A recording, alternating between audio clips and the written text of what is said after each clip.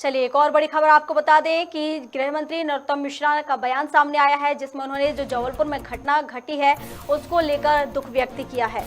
जबलपुर के अस्पताल में हुई घटना को लेकर उन्होंने दुख जताया है और उन्होंने कहा कि काफी दुखद घटना है ये।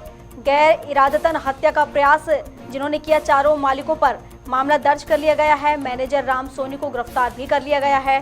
फायर सेफ्टी के संबंध में कमियां पाई गई हैं, जिसको लेकर भी नरोत्तम मिश्रा ने जानकारी दी है और जांच कमेटी भी बनाई गई है, उन्होंने कहा है। और कमेटी अलग अलग फायर के संबंध में जांच करेगी। गृह मंत्री नरोत्तम मिश्रा का ये बयान सामने आया है, जिसमें उन्होंने ये सारी बातें कही हैं। और राजू लगातार हमारे साथ बने हुए हैं, जबलपुर की जान लेते हैं पूरी अपडेट। राजू, जिस तरीके से गृह मंत्री का बयान सामने आया है और जबलपुर में जो घटना घटी है उसको लेकर ये बयान सामने आया है, पूरा अपडेट बताइए। की घटना आग देने की एक बहुत बड़ा कांड हुआ था, जिस पर 8 लोगों की लगभग मौत की पुष्टि कर दी गई थी शासन के द्वारा। दूसरी बात हल्के के जो मालिक हैं इसके, नीतू गुप्ता, सुरेश पटेल और डॉक्टर संजय पटेल और संतोष सोनी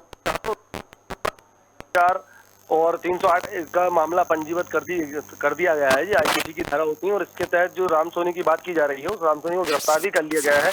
और उस अस्पताल के अंदर पहले भी कई आरोप लग चुके हैं, क्योंकि कोविड काल के अंदर जो रेमडेसिविर इंजेक्शन थे उसका भी मामला इसी हॉस्पिटल से उठा था।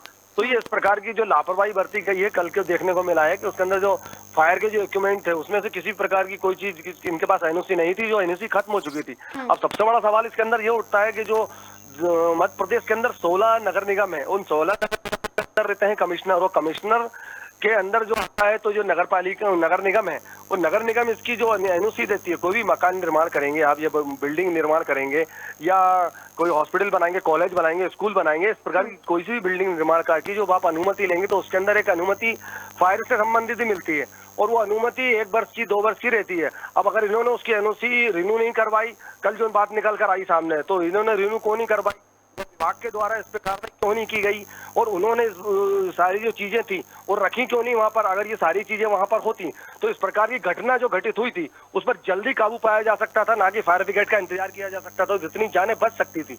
लेकिन हर बार देखने को ये मिलता है कि जब कभी कोई बड़ी घटना हो जाती है, जैसे हमीदे हॉस्पिटल की भी बात कर ली जाए, तो हमीदे हॉस्पिटल के अंदर भी 11 मासूम बच्चों की मौत हो गई थी दर्दनाक, उसके अंदर भी इसी प्रकार की लापरवाही देखने को मिली थी। और इसमें कल की जो घटना जबलपुर की, इसमें भी देखने को ये मिल रहा है कि वहां पर किसी भी प्रकार के व्यापक इंतजाम ना होने के कारण इस प्रकार की जो घटना घटित हुई, उस घटना के अंदर वहां पे 8 लोगों की जो मौत हुई है। तो ये सारी चीजें घटना घटित होने के बाद आदेश दिए जाते हैं, कार्रवाई की जाती है, लेकिन ये कार्रवाई होने से पहले। बिल्कुल शुक्रिया आपका राजू, तमाम जानकारी के लिए। जिस तरीके से ये हम आपको बड़ी खबर बता रहे हैं, जहां पर जबलपुर की घटना को लेकर गृह मंत्री नरोत्तम मिश्रा का बयान सामने आया है, जिसमें उन्होंने इस घटना को लेकर दुख जताया है और मैनेजर राम सोनी को गिरफ्तार करने की बात भी कही है कि उन्हें गिरफ्तार कर लिया गया है।